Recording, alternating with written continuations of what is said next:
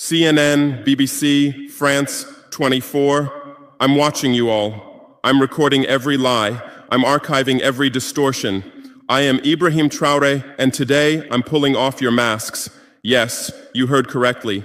I, whom you call a young military junta leader, whom you brand as a dangerous radical, whom you serve up as an anti-Western dictator, am now telling you the truth. And this time you cannot turn off your microphones. This time you cannot turn away your cameras. This time your editors cannot cut this speech, because the world you monopolize no longer exists. Because millions will hear these words now, without passing through your filters, without being subjected to your distortions, without being muddied by your lies. I am 34 years old. Every day of my life, I grew up with your lies. As a child, I would watch Africa on television.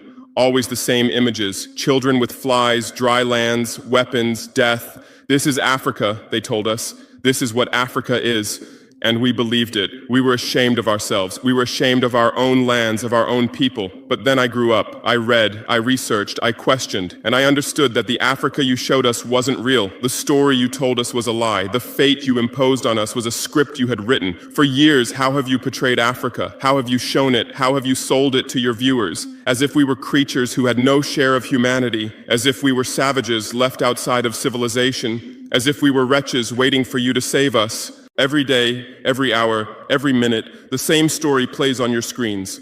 Hunger, war, disease, corruption, terror, chaos.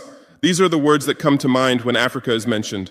In your Africa dictionary, there are no other words. No hope, no success, no development, no resistance, no honor, no pride, no victory. So I ask you, New York Times, Washington Post, Guardian, Le Monde, have you ever made Africa's successes your headlines? How many times have you written about Rwanda's technology miracle? How many times have you shown Ethiopia's reforestation project? How many times have you praised Botswana's democratic success? How many times have you described Kenya's entrepreneurial ecosystem? No, because these don't fit your scenario. Your Africa cannot be successful. It cannot, because then how will you legitimize your exploitation? If it's not in need of help, how will you intervene? If it's not backward, how will you look down on it? Have you ever asked yourselves, has any editor sitting at their desk, any news director in a meeting, any columnist at their keyboard ever thought, why are the people of the world's richest lands poor? Here are the numbers for you, real numbers. Africa owns 70% of the world's cobalt reserves. Your cell phone, your computer, your electric car won't work without cobalt. This cobalt comes from Congo, but Congolese can't afford cell phones. Africa owns 90% of the world's platinum reserves. Catalytic converters, electronic devices, medical implants, they all need platinum. This platinum comes from South Africa, but South Africans are crushed by unemployment. Africa provides 30% of the world's gold production. Mali, Burkina Faso, Ghana, Tanzania. Gold flows like rivers from our lands. But our people swim in poverty. Africa supplies 65% of the world's diamond production. Botswana, Angola, Congo, Sierra Leone, billions of dollars worth of diamonds are extracted, but our miners live on $1 a day. Africa owns 35% of the world's uranium reserves. Niger, Namibia, South Africa. Nuclear plants run on our uranium. Paris lights burn with our uranium. But our villages have no electricity. And you still ask, why is Africa poor? No, the right question is, how was Africa kept poor while being so rich? Here's your answer. Colonialism didn't end. It changed shape. You used to come and occupy our lands. Now you come and establish companies. You used to take by force. Now you make agreements. You used to rule with the whip. Now you rule with credit. Let me give you concrete examples. With numbers, names, dates, but you'll never write about these. Glencore, Swiss-based mining giant, extracting cobalt in Congo. 2022 revenue, $256 billion. A tax paid to Congo, $500 million. That's 0.2%. Is this justice? Rio Tinto, British-Australian mining giant, extracting bauxite in Guinea, 20 million tons annually. What's left for Guinea? Environmental pollution and cancer. Total Energies, French oil giant, extracting oil in Angola, Nigeria, Congo. 2022, profit, $36 billion investment in Africa, dirty pipelines, Anglo-American, founded in South Africa but now in London.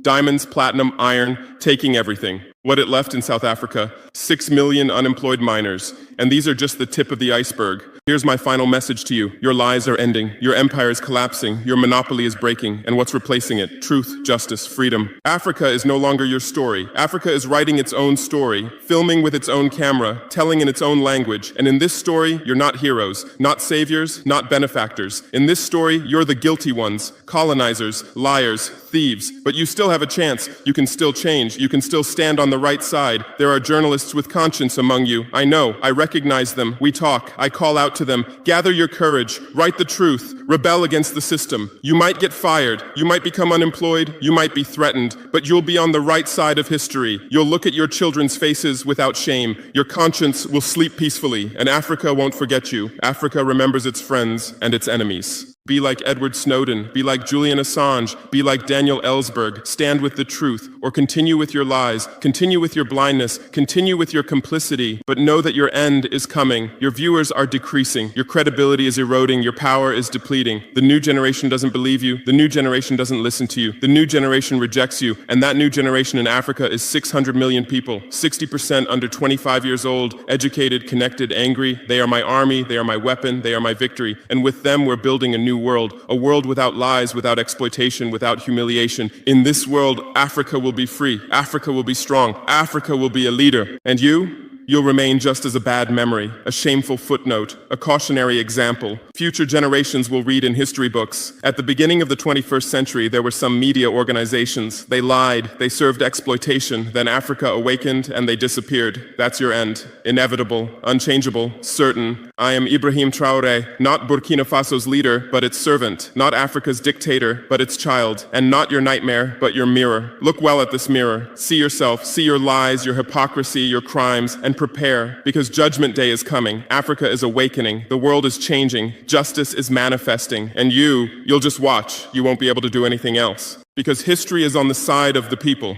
Truth is on the side of the oppressed. God is on the side of those who persevere. And we persevered. We persevered for 500 years. Now it's time for victory. Your lies are finished. Your masks have fallen. Your game has ended. Africa is free. Africa is strong. Africa is victorious forever.